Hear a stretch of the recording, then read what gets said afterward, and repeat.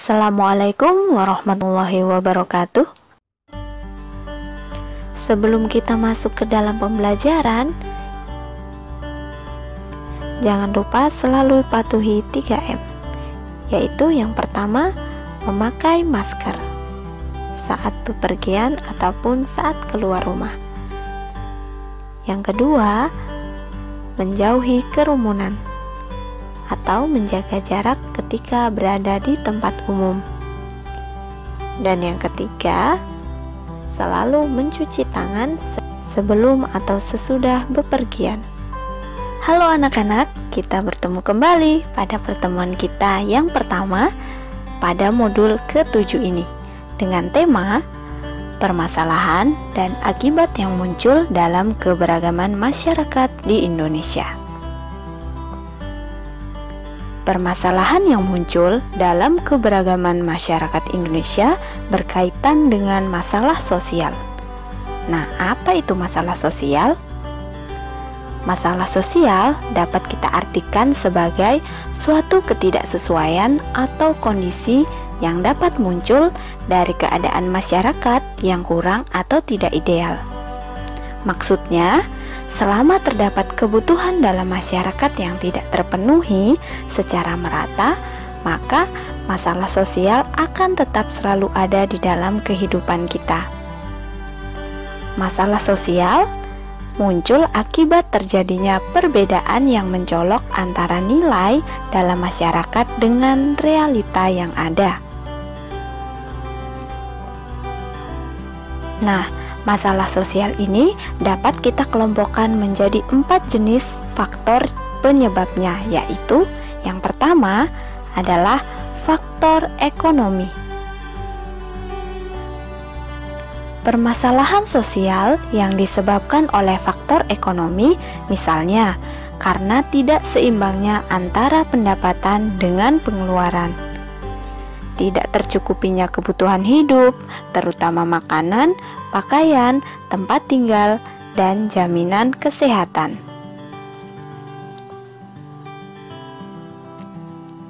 Faktor yang kedua adalah faktor budaya. Kebudayaan yang berkembang saat ini banyak dipengaruhi oleh kemajuan teknologi serta masuknya budaya asing. Gaya hidup yang cenderung meniru budaya asing juga memicu munculnya masalah sosial. Faktor ini harus mendapat perhatian secara serius karena kebudayaan pada suatu negara dapat mencerminkan kebiasaan masyarakatnya. Dengan mempelajari atau mendalami pendidikan agama dapat mencegah, menyadarkan, atau menyaring budaya asing yang masuk.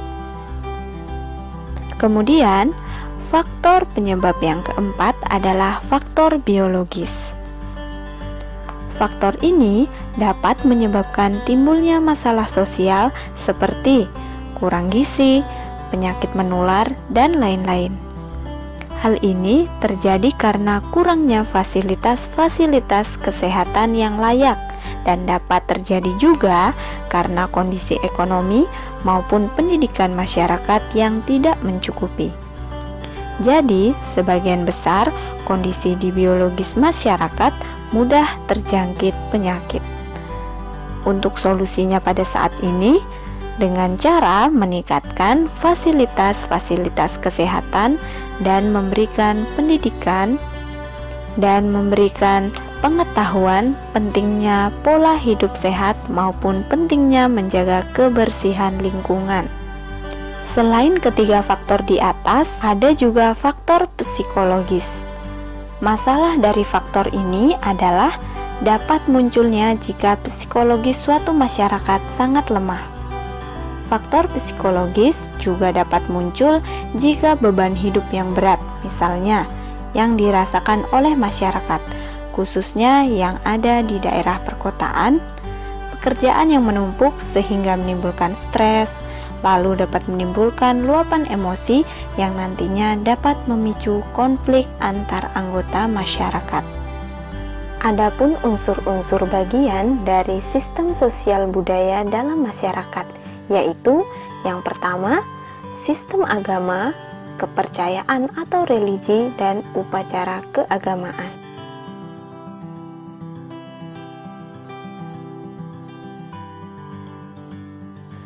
Keyakinan terhadap agama masing-masing harus tetap kuat dan diwujudkan dalam bentuk menjalankan ibadah.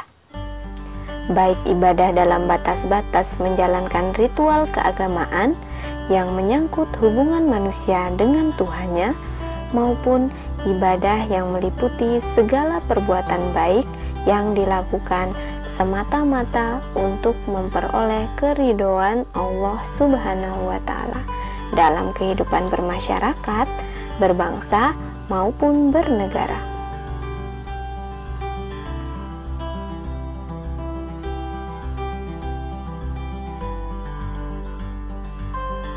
Yang kedua, sistem masyarakat dan organisasi kemasyarakatan. Sebagai elemen masyarakat, organisasi masyarakat memiliki peranan yang sangat penting dalam mencapai cita-cita dan tujuan bangsa dengan berbagai karakteristik, visi, dan misinya masing-masing. Organisasi masyarakat turut serta membangun negara melalui pemberdayaan masyarakat. Makin banyak organisasi masyarakat yang peduli terhadap kesejahteraan masyarakat, juga makin membantu pemerintah dalam menyukseskan pembangunan nasional. Unsur bagian yang ketiga yaitu sistem pengetahuan. Sistem pengetahuan yang dimiliki masyarakat merupakan kunci berkembangnya suatu peradaban. Semakin mudah manusia menguasai alam dan semakin canggih manusia memanfaatkan alam, sehingga semakin tinggi peradaban manusia. Salah satu permasalahan yang muncul saat ini adalah terjadinya berbagai kecurangan dalam memperoleh ilmu pengetahuan. Misalnya, menyontek dalam ujian, jual beli kunci jawaban, jual beli ijazah tanpa mengikuti pendidikan, atau menyalahgunakan ilmu pengetahuannya untuk kepentingan dirinya sendiri atau kelompoknya. Selanjutnya, unsur yang keempat yaitu bahasa. Permasalahan yang muncul dalam penggunaan bahasa pada masyarakat di Indonesia berkaitan dengan keadaan kebahasaan di Indonesia yang sangat kompleks. Penggunaan bahasa dalam pergaulan saat ini seringkali menggunakan bahasa prokem atau bahasa gaul.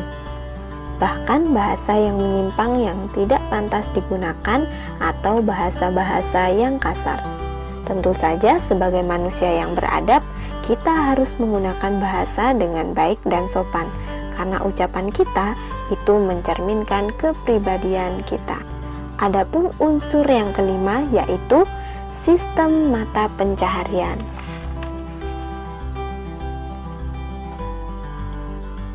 Permasalahan yang muncul dalam sistem mata pencaharian saat ini diantaranya masih banyak masyarakat yang memenuhi kebutuhan hidupnya dengan cara-cara yang menyimpang dari aturan dan norma-norma yang berlaku di masyarakat.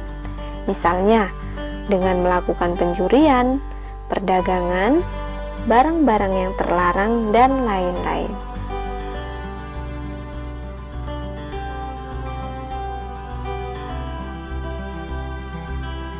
Selanjutnya, sistem atau unsur yang keenam yaitu sistem teknologi dan peralatan. Peralatan dan perlengkapan hidup merupakan sarana penunjang hidup manusia agar hidup lebih mudah. Sistem peralatan hidup manusia merupakan unsur kebudayaan yang paling cepat berubah. Kemajuan teknologi dapat mempengaruhi unsur religi, kesenian, bahasa, dan sebagainya.